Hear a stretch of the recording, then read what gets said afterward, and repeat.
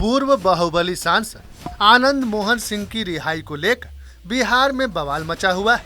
आपको बता दें कि अतीक की तरह उसे भी राजनीतिक शरण मिली और 2 बार वो सांसद बना। आनंद मोहन जिस IAS अफसर जी कृष्णैया की हत्या के जुर्म में उम्र कैद की सजा काट रहा था, वो मामला क्या था, ये जानना भी जरूरी। बात साल 1994 की, जब एक घटना ने पूरे देश को हिला दिया था। किसी जिले के सरकारी मालिक को DM कहा जाता है और उसी DM की पीट कर हत्या होना बड़ी बात थी। बिहार के मुजफ्फरपुर में यही हुआ। अंडरवर्ल्ड डॉन छोटन शुक्ला की हत्या की प्रतिक्रिया थी DM जी कृष्णैया की हत्या। शव यात्रा में शामिल आनंद मोहन सहित तमाम लोग इस शव यात्रा में शामिल थे। इन लोगों पर DM की हत्या के लिए भीड़ को उकसाने का आरोप था। गवाहों के बयान के आधार पर यह कहा गया कि भले ही खुद आनंद मोहन ने हत्या नहीं की, लेकिन DM की हत्या करने के लिए उसी ने भीड़ को उकसाया था।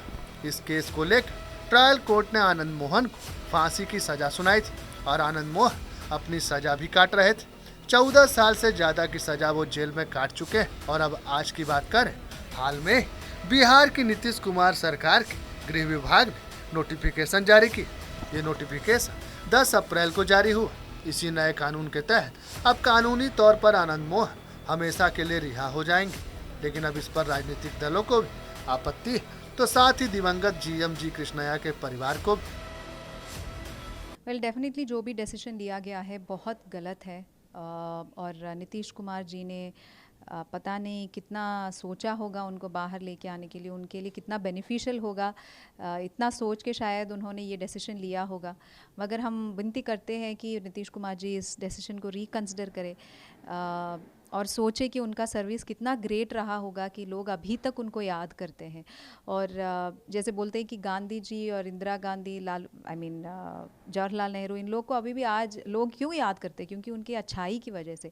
अगर एक अच्छे आदमी को इतना नाइंसाफ़ी मिला है तो नीतीश कुमार जी शुड रिकंसिडर जो भी मैनुअल चेंज हुआ है, जो कुछ भी हुआ है। इनफैक्ट उनका चीफ मिनिस्टर होते हुए भी in fact he should be completely against कि यार एक IAS ऑफिसर ने इतना अच्छा सर्विस दिया था, मगर इन पॉलिटिशियन है, वो राजपूत होगा, कुछ भी होगा।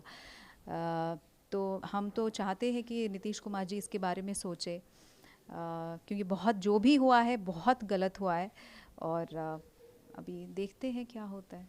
अभी विनती तो यही है, एक्सपेक्टेशन तो यही है कि डिसीजन को चेंज किया जाए और उसका जो लाइफ इम्प्रिजनमेंट था वो कंटिन्यू करे। और हमने ये भी देखा था, बहुत न्यूज़पेपर में पढ़ा कि उनके जेल में होते हुए भी उन्होंने पैरोल में बहुत बार बाहर आए थे।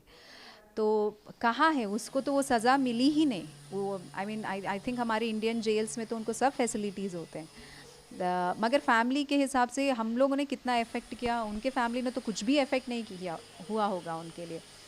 तो हम चाहते हैं कि डिसीजन को रिकंसिडर किया जाए, वरना तो हम देखते हैं कि अगर हम अपील कर सकते हैं। आनंद मोहन की रिहाई के मामले को लेकर बीजेपी में भी दो फाड़ नजर आ रहा है। बीजेपी के IT सेल के चीफ अमित मालवीय ट्वीट के जरिए इस फैसले पर आपत्ति जता रहे हैं, तो वहीं बिहार बीजेपी की तरफ से कोई भी आनंद मोहन के खिलाफ कुछ भी बोलने को तैयार नहीं। वहीं सहरसा जेल में आनंद मोहन की रिहाई की पूरी तैयारी हो चुकी है। रिहाई के आदेश की कॉपी जेल पहुंच चुकी है और औपचारिकताएं पूरी होते वो जेल से रिहा हो जाएंगे। पैरोल की अवधि इनके 11 बजे तक थी। चेतन आनंद जी इनके बेटे विधायक हैं, उनकी सगाई में निकले थे पैरोल पे। तो पैरोल में अभी वो लगता है 1 घंटे तक पहुंच जाएंगे, रास्ते में आने जाने में देर हो गई हो। लेकिन पैरोल में सहरसा, सुपौल, मधेपुरा जो जितने भी इनकी प्रक्रियाएं थी पूरी हो चुकी है। इसमें कहीं कोई केसेस नहीं है अभी। अब रही बात इनका जो कुछ प्रोडक्शन आना था, वो दानापुर, चाहे वो देहरादून, जयपुर, जो मुझे पता चला है, चूँकि मैं सहरसा से हूँ तो मुझे जो पता चला, तो इसमें प्रोडक्शन आते आते हो सकता है, रूल रेगुलेशन है, कोर्ट और जेल की कुछ रूल रेगुलेशन है, उसमें हो सकता है 2 के बदला 4 ही बज जाए, 5 ही बज जाए। तो अगर 5 बजे तक भी निकल जाते हैं, आ जाती है प्रोडक्शन, आ जाती है, तो वो आज भी निकल सकते हैं, चूँकि उनकी जो लेटर्स थी वो पहुँच चुकी है। तो वो पता चला कि इनका प्रोडक्शन जहाँ आना बाकी है, अगर 4 भी बज सकता है, 5 भी बज सकता है, तो वो प्रोडक्शन आते ही इनकी अवधि जो पूरी हो चुकी है जो इनकी रिहाई की अवधि थी वो पूरी हो चुकी है, तो वो आज भी रिहा हो सकते हैं, लेकिन निकलने का हमको लगता है कि कल ही ये पूरी तरह से निकलेंगे।